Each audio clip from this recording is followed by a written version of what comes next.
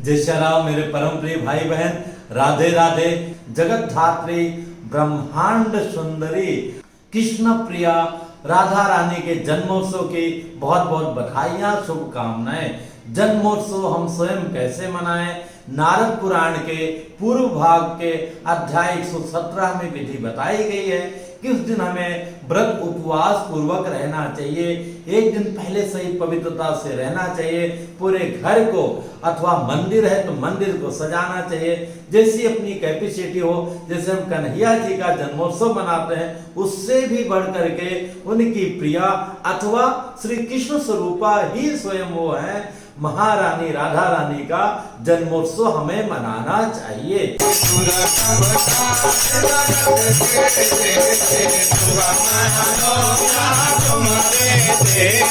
देवी भागवत में, पद्म पुराण में, आदि पुराण में, कई तंत्र इत्यादि में भी महारानी का जो है विशेष रूप से उनकी महिमा का उल्लेख किया गया है।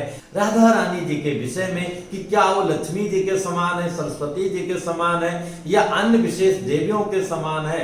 शिव जी ने कहा, नारद जी, कोटि कोटि लक्ष्मी जो है उनके चरणों में निवास करती हैं, स्वयं वो कृष्ण हैं, कृष्ण ही राधा हैं। यहाँ तक शिव जी ने कहा, एक मुख से महारानी राधा रानी की हम कैसे प्रशंसा कर सकते हैं, हमारी वहां तक शक्ति ही नहीं है।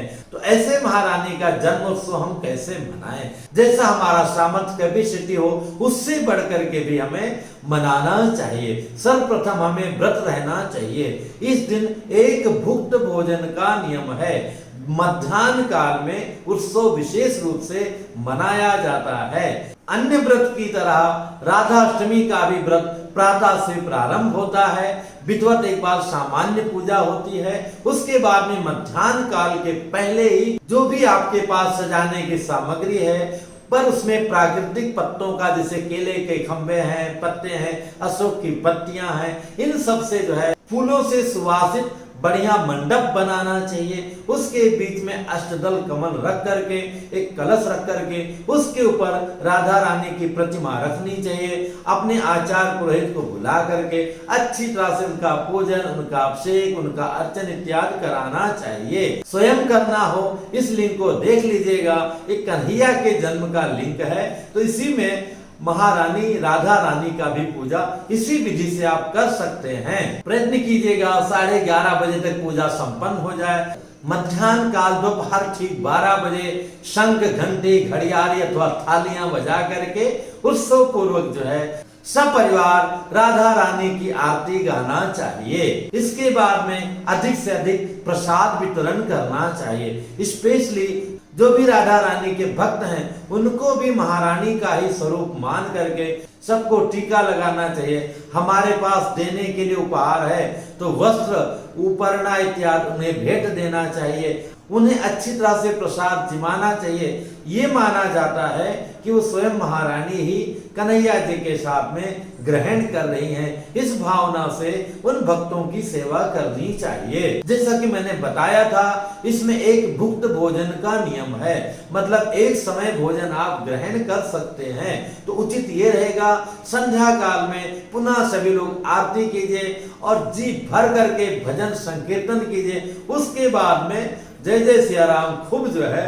राधा रानी का आशीर्वाद समझ करके विविध व्यंजन जो उनको भोग लगाया था अथवा सूखी रोटी जो भी उनके आशीर्वाद से हमें मिला है, वो हमें ग्रहण करना चाहिए। विशेष पूजा में नियम यह है कि जैसे हम महाशिवरात्रि की पूजा 8 प्रहर करते हैं, ऐसे ही महारानी की पूजा भी हम कर सकते हैं। उस रूप में नहीं कर सकते हैं तो भी संभव है, सब परिवार सब लोग बैठ जाइए अथवा अकेले बैठ जाइए।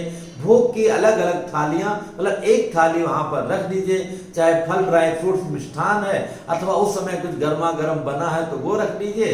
भोग लगा के आरती करके दक्षिणा, फल इत्यादि अर्पण करके और पुनः संकीर्तन कर लीजिए।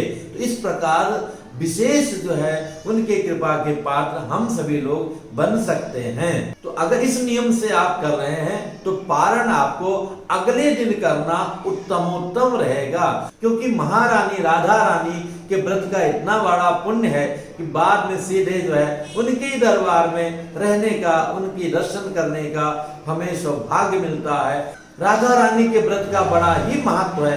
अगर हम श्रद्धा विश्वास पूर्वक करते हैं तो 84 लाख योनियों में भटकने से मुक्ति पाते हुए महारानी के धाम में सदैव अखंड कन्हैया जी के साथ में निवास करने का अवसर का टिकट प्राप्त हो जाता है। इस राधाष्टमी के व्रत के प्रभाव से उत्तम ही रहेगा कि हम अगले दिन जो है नवमी को पारण करें।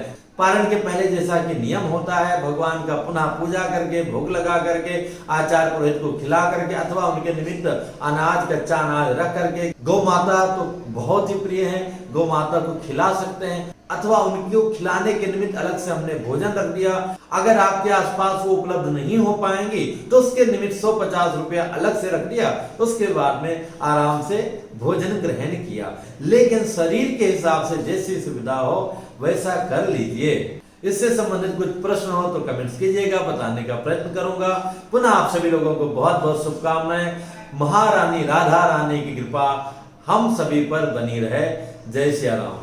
ओम शिव शंकर बम भोले भोले, ओम शिव शंकर बम भोले भोले, ओम शिव शंकर बम भोले भोले, ओम शिव शंकर बम भोले। योगे राम